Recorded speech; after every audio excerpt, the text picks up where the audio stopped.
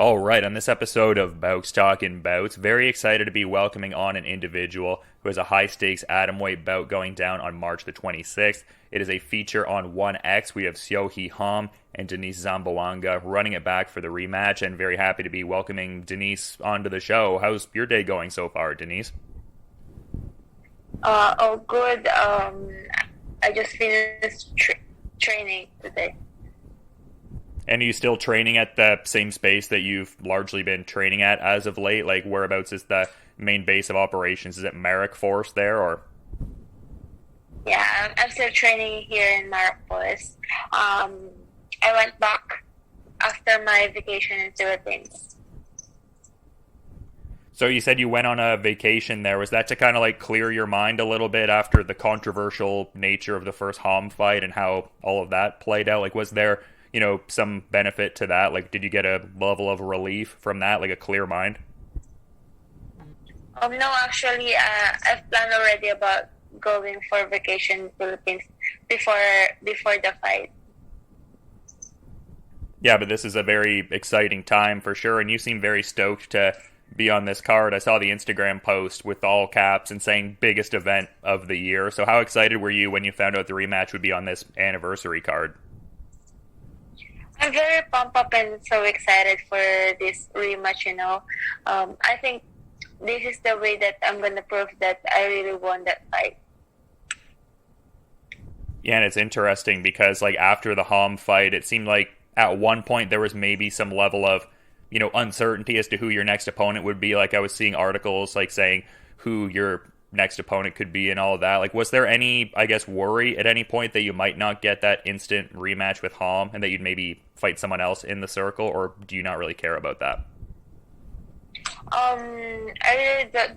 For me, it really doesn't matter who I'm gonna fight with, but having this rematch is a big thanks for One Championship for giving me this opportunity, but for me, it doesn't matter who I'm gonna fight with.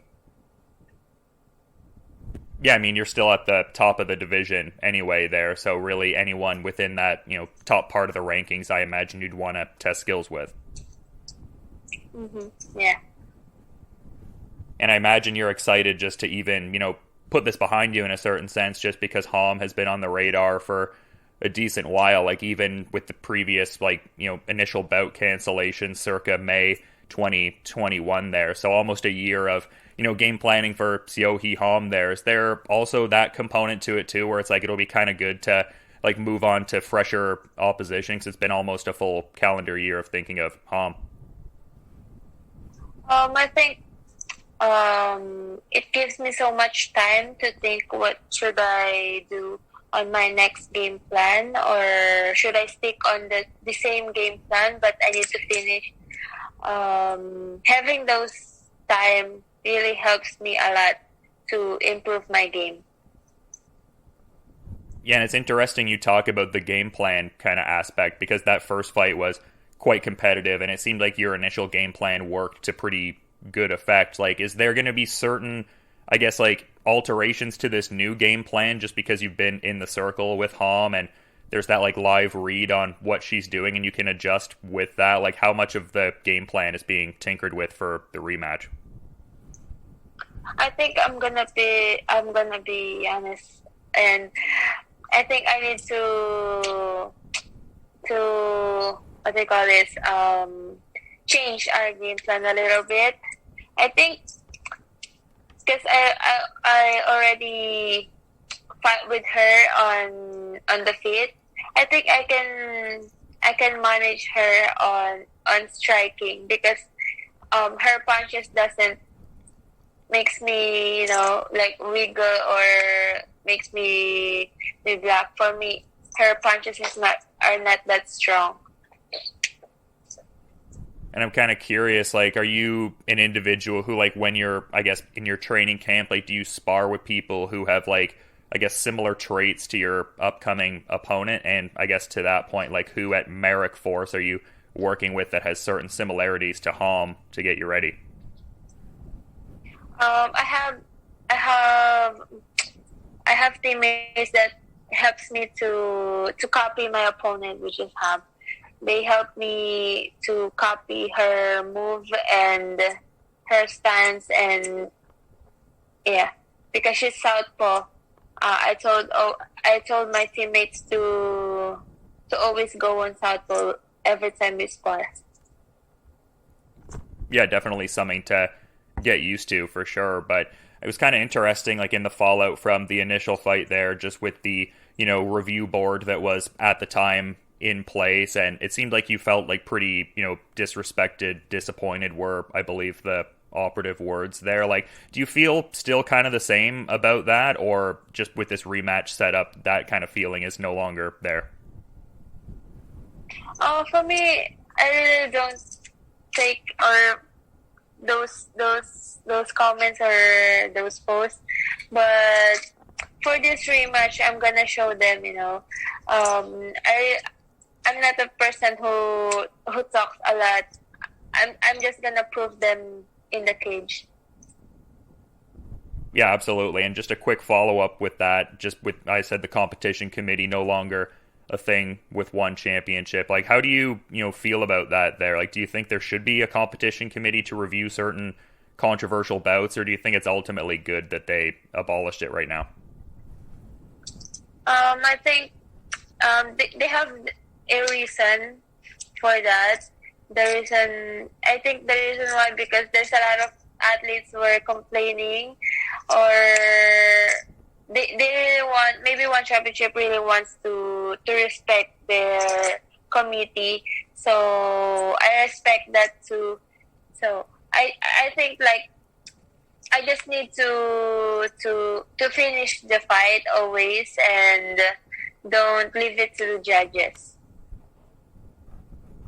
And it seems like the atomweight division is really showcased well on this anniversary card. Obviously, Angela Lee coming back and fighting the Grand Prix champion Stamp Fairtex, Angela defending her title in that one. Like, what do you think about that fight? Like, what do you see, I guess, taking place in that atomweight title fight there on 1X? That's so exciting, There's a lot of people also looking forward for that match. But I don't know. Both of them are great fighters. Both of them have both advantages. Well, we will see that on March 26th. Yeah, it's a very interesting fight. Obviously, Angela has been dominant for a while, and Stamp showcasing certain aspects to her game, like the submission in the last fight. Like, that was pretty surprising. I thought that was neat. Yeah. But yeah, in the context of that fight there, like, would you, I guess, have like a particular opponent you would like to test skills with afterward? Because, I mean, this Ham fight seems like it would be a title eliminator, just where both of you are at in the division, and it seems like there's been a certain level of back and forth with Angela Lee over the last like couple years or so, and everything like that. So would the preference be to fight Angela Lee, or does it ultimately not matter? You're just happy getting a title shot? For me, maybe if I want to fight with Ham, I really want to fight with Angela Lee, because there's a lot of people really wants us to see fighting. Like, after all the controversies and back and forth comments between us, I think a lot of people are very hyped on our fights. So I'm still looking forward to match up with Angela. Yeah, and I'm curious, is there like a certain origin to all of that there? Is it mostly just a competitive thing where she's the champion, you're a top contender, or is there a certain level of like bad blood and something kind of, brought all of this on? I don't know, because I think, for me, on my opinion, she makes it like personal, because before we both follow each other on Instagram, and then afterwards, after the back and forth comments, she she unfollowed me on her account. So I think for her, it's very personal for her. It's kind of interesting, too, though, because it seems like the relationship with her sister, Victoria Lee, is very much different. It seems like both of you have a degree of mutual respect for each other. Is that also someone you could see yourself testing skills with in the circle at some point, or what do you think about that? Me, I don't see Victoria Lee fighting with me because I think she's too early for fighting top contenders. Oh yeah, I guess I more meant just like down the line, like eventually do you see that as something that could come to fruition once she like hones her skills more? But also I've heard certain dialogue from I believe it was Christian Lee saying she might even move to strawweight. So yeah, I guess we'll see kind of how that pans out. She's still very young, obviously. Mm-hmm. Yeah, but I'm speak not sure. Yeah, no, fair enough. It is an interesting thing to follow along with there, and yeah, just cool to see her journey. But speaking to your journey there, it seemed like karate really got you into martial arts early on. But from your one championship bio, it seemed like the desire to compete kind of started like entering your life when you were more so like in university. Like, what sparked the idea to, I guess, compete initially? Because it seems like martial arts was a part of your life for a while, but like, what sparked the desire to want to compete? um, it's really my brother who influenced me to do martial art. He just like like this like he just invited me to join an MMA event, and then I just okay, I just want to try, and then after that there's a lot of opportunity coming coming to me. Yeah, it seemed like a whirlwind there. Like you had some victories on like the local circuit there, and then all of a sudden you're on this global stage in one championship there. Yeah. I really don't expect that I will becoming professional MMA fighter. I was gonna say, like, what did you initially think you were gonna do? Because, like I said, it seemed like the competition desire was sparked when you were in university. Like, what was the, I guess, field of study? Sorry, cannot hear. It's choppy. Oh yeah. Sorry, I was just saying, like, you had kind of like gotten into competing around like university. Like, what were you in school for? Like, what were you thinking you would do for a career? When I was in university, like what I was thinking, I don't know. It's not really on my mind when I was studying. The fighting is not really into me. It's just like it's just like an hobby. Yeah, I get what you're saying in that sense, but I gotta ask about the nickname here because, like, I saw on the one bio and I've seen in other pieces, Lycan Queen is the nickname, but on Tapology and SureDog it says the Menace is your nickname. Like, what's going on with that? Why do you have two different nicknames listed there?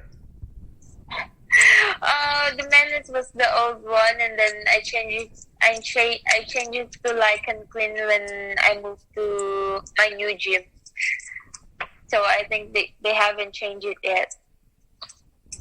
Well, it's a very cool nickname, Lycan Queen. I'm curious on like the backstory of the nickname. Like, how did that nickname come about? It came from. It actually like wolf. It's like a wolf queen. Lycan was a wolf, half human, and because our gym is Marok, which means like also like half wolf and half human. So it came from that idea about Marok, and then came from like it's like a different kind of wolf name. Yeah, it's cool that it's tied into your gym and kind of showcasing that. I enjoy that aspect of it too.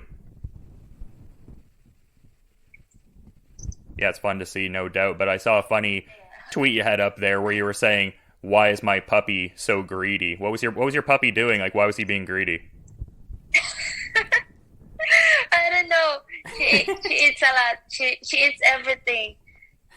Yeah, even vegetables or whatever.